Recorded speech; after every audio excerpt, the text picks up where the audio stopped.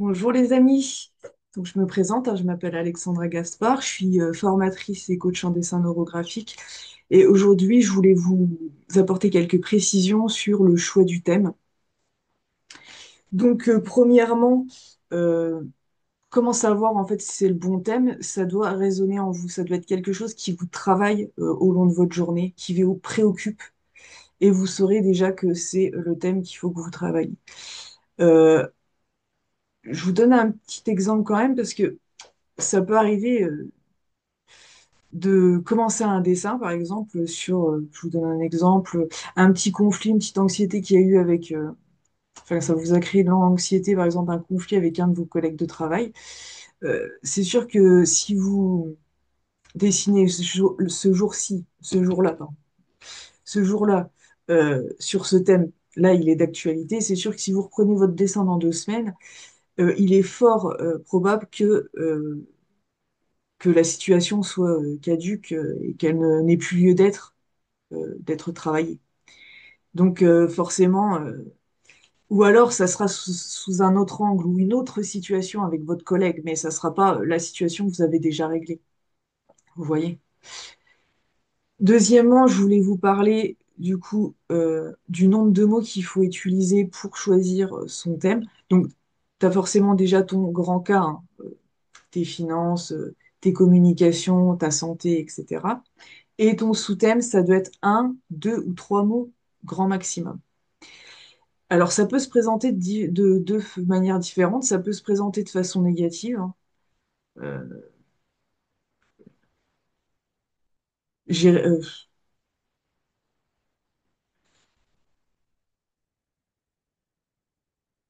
enfin, par exemple, le stress général comme ça, ou j'essaye de vous trouver un exemple de quelque chose de négatif.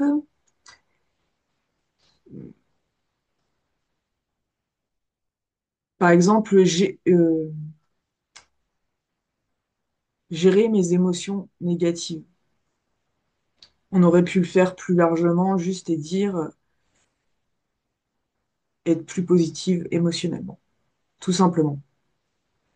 Donc, mais ça, c'est vraiment au fur et à mesure euh, que notre façon de voir les choses, d'entrevoir les choses, deviennent de plus en plus positives en pratiquant la neurographie. Donc, foncièrement, petit à petit, même si au début c'est négatif, euh, à la fin de vos sujets, quand vous travaillerez d'autres sujets, ça va devenir de plus en plus positif, même ce que vous mettez comme thème, l'intention que vous mettez dans votre thème.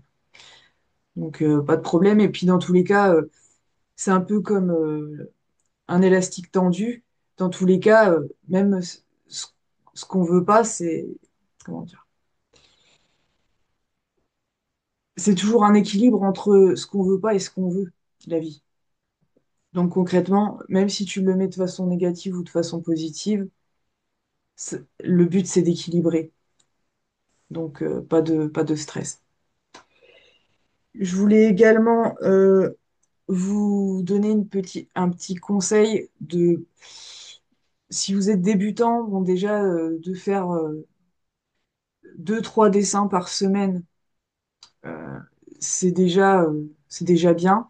Et enfin, moi, je vous conseille de traiter par cas, vraiment de faire des pochettes, le cas vos finances, le cas vos relations aux autres ou votre relation amoureuse, vraiment un grand cas, et avec tous vos dessins dedans qui traitent de ce sujet-là pour avancer au fur et à mesure avec vos processus écrits et vos dessins pour que vous résolviez votre problème. Je vous encourage quand même à suivre ces étapes-là pour, pas comment dire, pas faire un dessin, enfin c'est possible, hein, mais par exemple sur enfin, un souci en temps et en heure, là maintenant. Par exemple, ce que je vous donnais comme exemple tout à l'heure, euh, une dispute avec mon collègue de travail qui m'a créé de l'anxiété, ça va vraiment être que un dessin et point. Après, bon, dans d'autres situations, ça va nécessiter plus de dessins si vraiment il y a des gros conflits dans votre entreprise, dans votre société, ou si vous gérez une équipe. Ça, c'est possible aussi, mais c'est vraiment en fonction de vous. Il faut l'adapter à vous, le contenu que je parle, que j'explique. C'est vraiment, faut l'adapter à votre vie, à vous, vous personnellement.